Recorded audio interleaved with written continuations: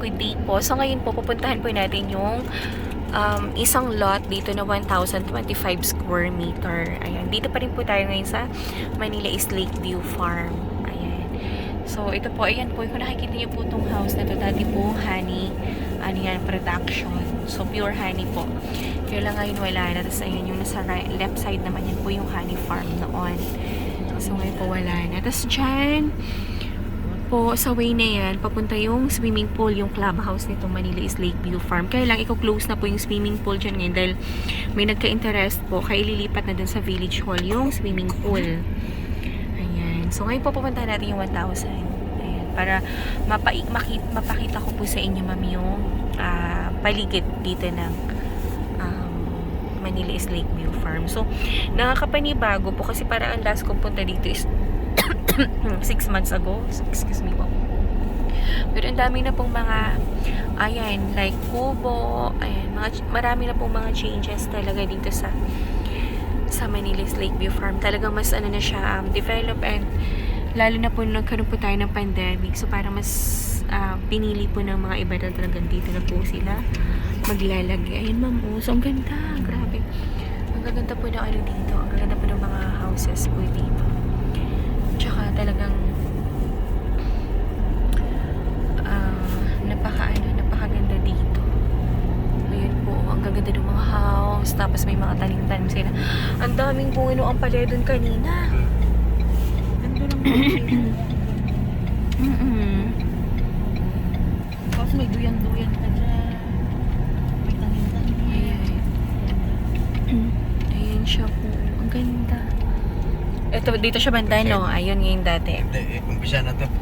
Ito, patingin niya ako sa mapa. Umpisa na to hanggang doon. 1,025. Hanggang doon may bahay. Oh. Ayun yung Tabi na tong bahay. Ito, buo. patingin niya ako. Yung picture rin mo yung ano. Ayun siya, ma'am. Ito naman po yung area po ng 1,025 square meter. Ayun siya. So, tingnan ko ba yung mapa?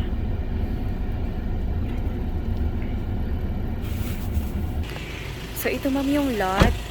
Ayan po.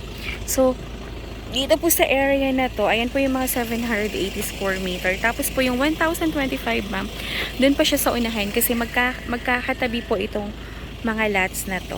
Ayan. So, 4 siya na magkakatabi po na available. So, mga siguro hanggang doon pa siya sa unahan ng Kawayan. Area na yun. So, dito lang po yun. So, ito nilang po yung available lot namin. Yung isang pinakita ko po kanina na 780 na reopen na. Tapos, itong natitira po namin dito. So, ayan, habang meron pa po, grab na po natin, ma'am. Kasi, Diyos ko, ang bilis po maubos ng lot dito. And lalo na po, develop na po talaga si Manila East Lakeview Farm. At the same time, mas mura pa rin siya kumpara nyo po sa mga farm po sa Pililla, ganyan. Yung mga cut po natin doon ng mga 100 square meter. So, ito develop na. Magtatayo ka na lang talaga nung ano ba to? Ng rest house nyo.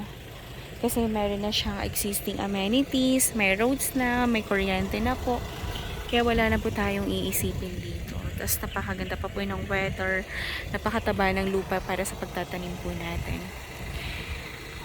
So, ayan siya, ma'am. So, kung meron kayong questions or inquiry tungkol po dito sa property na to, dito po sa Manila East Lakeview Farm, text or call nyo lang po ako sa aking cellphone number 0917-123-9341 po. And then kung gusto nyo po magpa-schedule ng site viewing, advise nyo lang po ako 1 day ahead para po para po makapunta po tayo dito, masamahan ko po kayo at ma-assist ko po kayo dito. So from 9 AM naman po yung schedule ng viewing up to 5 PM. So, ngayon po, itong way na yan, babalik ako dun sa may village hall. Tapos, lalabas na po ng gate para mapakita ko sa inyo kung gaano siya kalayo. Mula po dito sa lot na to, papunta po sa gate. At the same time po, gate po na Manila East Lakeview Farm up to the National Road. And so, orasan po natin yan. So, yan. Tara na po.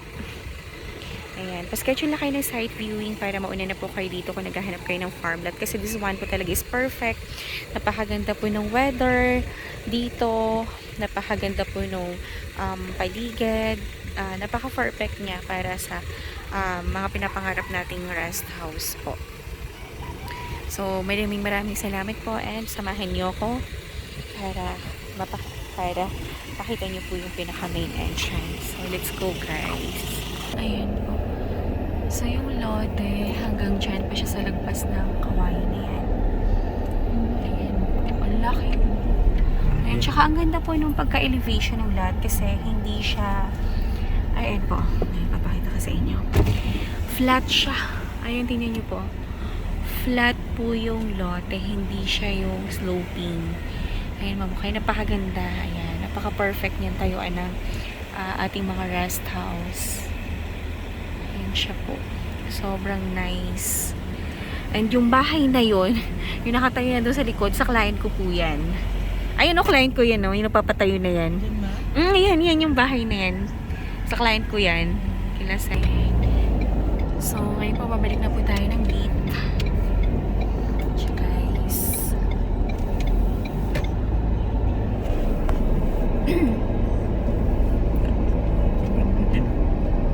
Ganda. Mas maganda pa. Kasi lalaki po ng mga house dito. Ang sarap. Kung may mga mangga nito, ang daming bulaklak. Tsaka ang daming prutas dito. Ayun na, Chico. No, nakaraan nga nung uso yung rambutan. May nagpa-resale dito na kliyente, pinuntahan namin. Nila Karen, nila ano. Tapos ano, ang daming bunga ng rambutan. Oo, dire-dire. Dito ka na lang tayo dansan. Oo, inakit namin. Nagpaalam naman kami sa client. Ay, sige, kunin nyo lang. Dami namin dalang rambutan. Ayan siya. Sila. Ayan, paghapon, ayan, nag-walking kasama ng mga alaga nila. Ayan po. Ang lalaki talaga ng mga ano dito. Ang bahay. Ayan po. Ayan. So, pag diniretso po natin yan, ayan po yung, babalik ko na, ayan yung papuntang Village Hall. Diyan lang sa unahan Village Hall na yan. Tapos ngayon, babalik na po tayo papuntang gate.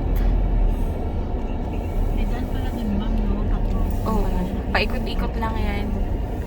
Ayan siya. Kapag dito ka naman ng side, ayan po yung view naman niya. Buong view naman is yung Morong, tapos yung Pililya Windmills, ay yung mga mountain dyan, yung Sierra Madre.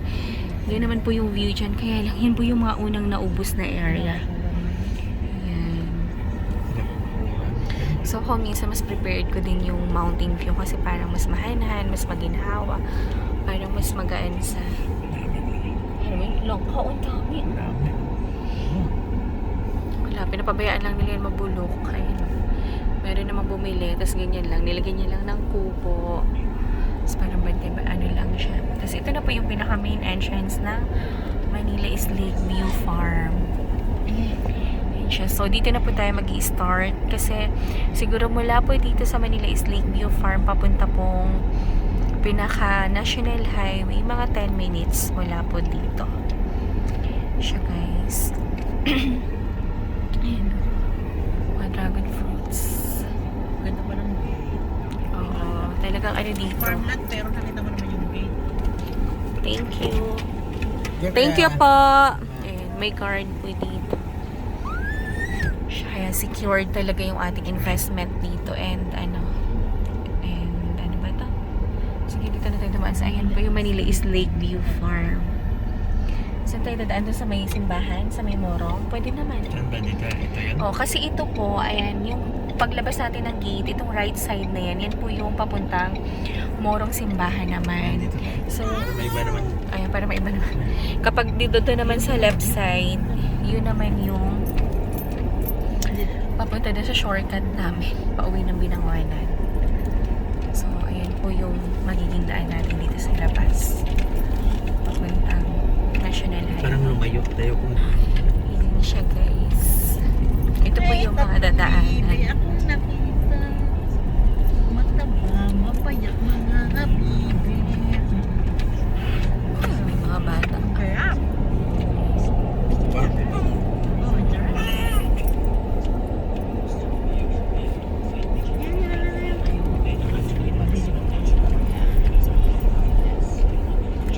Musang na.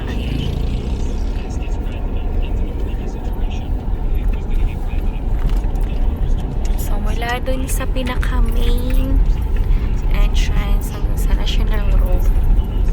Mga 10 minutes lang tayo. So, itong road naman ito, itong barangay road na to, two-way naman po ito. Kaya, okay lang. Maluwag naman siya. At saka pinakababa na ito, yun na po yung historical church ng Morong Rizal.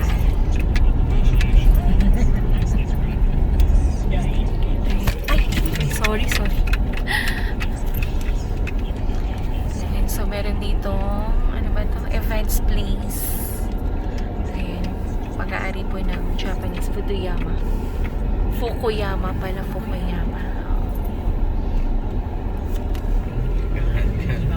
Tapos dito may mga, ayan, dito sa looban may nagbibenta Kaya may dito. nang tindahan ng ano. Second hand cars. Ayan. Baka budiga lang niya yan. Baka. At saka dito po may mga kabahayan naman siya left and right. Kaya safe. Doon naman po sa kabila, ang lalaki naman po ng mga kabahayan doon. At saka ang means of transportation pala dito sa Manila is Lakeview Farm. Ayan po yung tricycle. So, hindi ko lang sure kung magkano po ang pamasahe mula po dun sa terminal sa highway hanggang Manila is Lakeview Farm. Pero possible baka mga 50 pesos ganyan pag special. So, malapit na po tayo guys. Full storage naman. So, napakaganda dito. Kaya naku, just go grab nyo na po itong Manila is Lakeview Farm para mapasain nyo po yung loading nyo. Napakaganda po nung mga area po niya.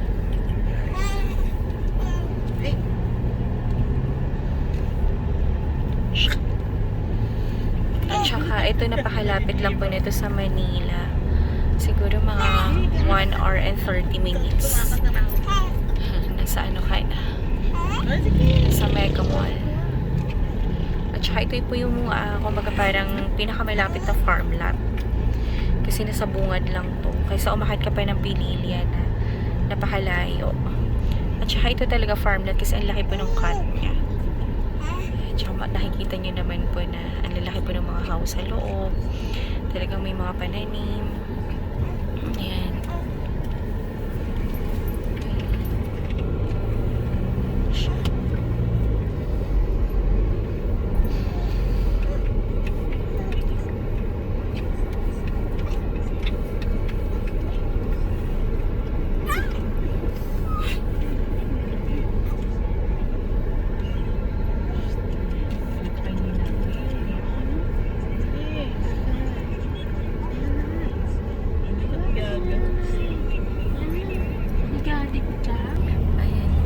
Minsan paghapon yun, wala na eh.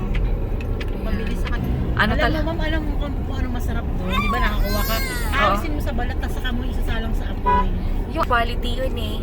Ay, Ayan po ma'am yung ayan. Dito na yung sinasabi ko sa inyo. Ano ba tawag dito? Yung historical church ng Moro. Ayan, so yun yung old church. Hindi.